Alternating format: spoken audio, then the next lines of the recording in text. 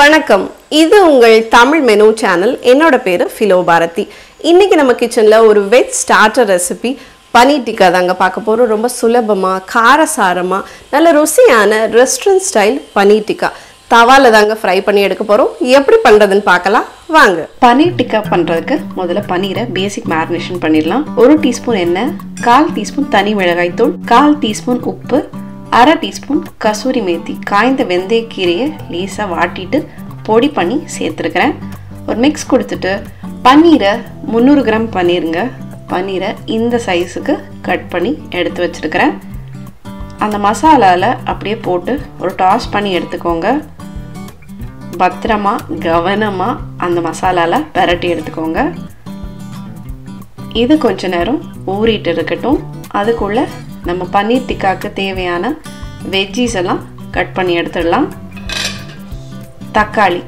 தக்காளியை நடுவில் இருக்க பகுதியை விட்டுட்டு ஓரங்களை மட்டும், ஸ்கின்னை மட்டும் எடுத்துக்கோங்க. உள்ளே இருக்க விதைகள் எல்லாம் நீக்கிட்டு இந்த மாதிரி குட்டி குட்டி ஸ்கொயர்ஸாக கட் பண்ணி எடுத்துக்கோங்க. தக்காளி சேர்க்க விருப்பம் இல்லாதவங்க ஸ்கிப் பண்ணிக்கலாம். ஒரு பெரிய சைஸ் வெங்காயத்தை எடுத்துட்டு பாதி வெங்காயத்தை இப்படி 4 கட் பண்ணிட்டு இதழ்களாக பிரித்து இந்த மாதிரி எடுத்து வச்சுக்கோங்க. இப்போ குடைமிளகாயோட அடிப்பகுதியை மேல் பகுதியை நீக்கிட்டு உள்ளே இருக்க விதைகள் இந்த வெள்ளை தண்டு பகுதியெல்லாம் நீக்கிட்டு இந்த மாதிரி கட் பண்ணிட்டு அதையுமே குட்டி குட்டி ஸ்கொயர்ஸாக கட் பண்ணி எடுத்து வச்சுக்கோங்க. இப்போ தக்காளி, வெங்காயம், குடைமிளகாய் ரெடியாக இருக்குது. பன்னீர் டிக்காவோட மெயின் மேரினேஷனுக்கு தேவையான பொருட்கள்: 1/2 கப் தயிர், 1/4 டீஸ்பூன் ஓமத்தை கையில் நல்லா கசக்கிட்டு சேர்த்துக்கோங்க. 2 பச்சை மிளகாயை பொடியாக நறுக்கி சேர்த்துக்கிறேன். 1 டேபிள் ஸ்பூன் பொடியாக நறுக்கிற கொத்தமல்லி இலைகள், 1 டீஸ்பூன் காஷ்மீரி மிளகாய் தூள், 1/2 டீஸ்பூன் தனி மிளகாய் தூள், 1 டீஸ்பூன் கரம் மசாலா, 1/4 டீஸ்பூன் கருப்பு மிளகுத்தூள், 1/4 டீஸ்பூன் மஞ்சள் தூள், 1 டீஸ்பூன் மல்லித்தூள், 1 டீஸ்பூன் காய்ந்த வெந்தயக்கீரை பொடி.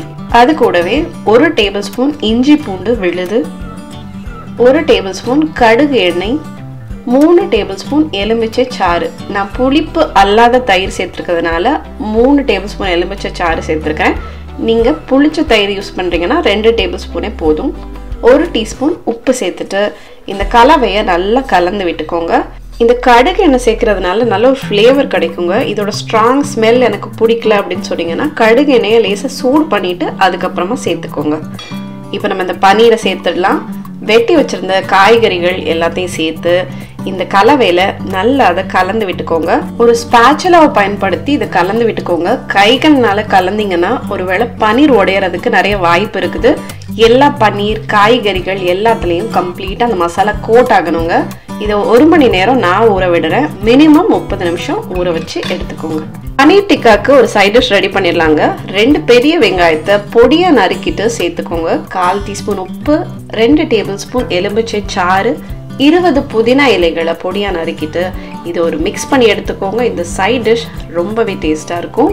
இப்போ ஒரு க்ரீன் சட்னி பண்ணிடலாம். ஒரு கை நிறைய கொத்தமல்லி இலைகள், அதுக்கு பாதி புதினா இலைகள், 2 பச்சை மிளகாய், 1/2 இன்ச் இஞ்சி, 1/4 டீஸ்பூன் சீரகத்தூள், 1/4 teaspoon black salt, 1/4 teaspoon chaat masala, 1/2 teaspoon உப்பு, 2 டேபிள் ஸ்பூன் தயிர், கெட்டி தயிர். இது எல்லாத்தையும் சேர்த்துட்டு கொஞ்சமாக தண்ணி சேர்த்து இதை அரைச்சி எடுத்துக்கோங்க.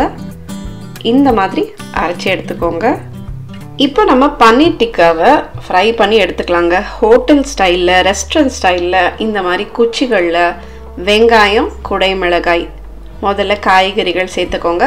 அதுக்கப்புறமா அந்த பன்னீர் கியூபை இந்த மாதிரி சேர்த்துக்கோங்க. அதுக்கப்புறமா நான் தக்காளி வைக்கிறேன். உங்களுக்கு விருப்பமான ஆர்டரில் நீங்கள் அரேஞ்ச் பண்ணிக்கலாம். வெங்காயம், அதுக்கப்புறம் ஒரு பன்னீர், அதுக்கு மேலே குடைமிளகாய், வெங்காயம். இதே மாதிரி எல்லா பன்னீரையும் இந்த குச்சிகளில் நிறச்சி வச்சுக்கலாம். இந்த குச்சிகளை நீங்கள் அடுப்பு இருந்ததுன்னா அடுப்பில் தான் ஹோட்டலில் நம்மளுக்கு சுட்டு தருவாங்க. நம்ம வீட்டில் அந்த அடுப்பு கறி அடுப்பு இல்லைன்ற பட்சத்தில் நீங்கள் அவன் இருந்தால் அவனில் பேக் பண்ணி எடுத்துக்கலாம். இன்றைக்கி நான் பேனில் ஜஸ்ட் இதை எப்படி ஃப்ரை பண்ணலாம் அப்படின்னு சொல்லிட்டு காமிக்கிறேன். ஒரு கிரில்லிங் பேன் எடுத்துருக்கிறேன். அதில் ஒரு துண்டு வெண்ணெயை சேர்த்துட்டு நம்ம நிறச்சி வச்சுருக்கிற குச்சிகளை ஒன்று ஒன்றா இதில் அடிக்கிடுங்க. ரொம்ப ஹை ஃப்ளேமில் வைக்க வேண்டாம், மீடியம் ஃப்ளேம்லேயே பன்னீர் மெதுவாக நிதானமாக குக் ஆகட்டும்.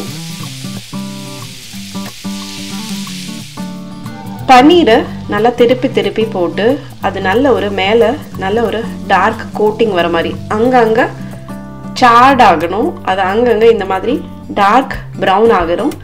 அந்த அளவுக்கு எல்லா பக்கங்களையும் பன்னீரை திருப்பி திருப்பி போட்டு குக் பண்ணி எடுத்துக்கோங்க. மீடியம் டு ஹை வச்சுக்கோங்க ஃப்ளேமை. வெளியே நல்ல கிறிஸ்ப் அண்ட் க்ரன்ச்சியாக இருக்கணும், உள்ளே நல்லா சாஃப்டாக நல்ல ஜூஸியாக இருக்கணும். அதனால ரொம்ப லோ ஃப்ளேம்லேயும் இல்லாமல் ரொம்ப ஹை ஃப்ளேம்லேயும் இல்லாமல் ஒரு மீடியம் ஹையில் வச்சு குக் பண்ணிங்கன்னா இந்த மாதிரி நல்லா பொன்னிறமாக வர வரைக்கும் நல்லா திருப்பி திருப்பி போட்டு நல்லா வேக வச்சு எடுத்துக்கோங்க. ரொம்ப நேரம் பன்னீரை குக் பண்ணிங்கனாலும் பன்னீர் ரொம்ப ஹார்டாக ரப்பரி ஆகிடும். கவனமாக பார்த்து திருப்பி திருப்பி போட்டு வேக வச்சு எடுத்துக்கோங்க. பாருங்க, அந்த மேலே பார்த்தீங்களா அந்த அடுப்பில் வச்ச மாதிரியே கருப்பாக அந்த மாதிரி கோல்டனாக ஆயிருக்குதுல்ல, இந்த மாதிரி லேசாக சுட்ட ஃபீல் இருக்கணும் ஒரு ஸ்மோக்கி ஃப்ளேவருக்காக. ஸோ ரொம்ப கவனமாக குக் பண்ணி எடுத்துக்கோங்க. நம்ம பன்னீர் டிக்கா நல்ல ஒரு ஃப்ளேவர் வருதுங்க, நல்ல கமகமான ஒரு வாசம், எல்லாமே பிரமாதமாக ரெடி ஆயிடுச்சு. வாவ்! நம்மளோட இந்த பிளாட்டரை பாருங்க, paneer tikka, green chutney, onion side டிஷ்னு சொல்லிட்டு பார்க்குறக்கே சூப்பராக இருக்குது. இந்த பன்னீர் டிக்காவை இப்போ டேஸ்ட் பண்ணி பார்த்துடலாம். பன்னீர் நல்ல ஒரு சாஃப்ட்னஸ் இருக்குங்க, அதே சமயம் வெளியே நல்லா கிறிஸ்பாக இருக்குது. இப்போ இதை கிரீன் சட்னியோட ட்ரை பண்ணி பார்த்துடலாம். வாவ்! சான்ஸே இல்லைங்க, கண்டிப்பாக ட்ரை பண்ணி பாருங்க. பன்னீர் பிடிக்காதவங்க கூட திரும்ப திரும்ப செய்வீங்க. மீண்டும் சந்திப்போம், நீங்களும் சமைக்கலாம்.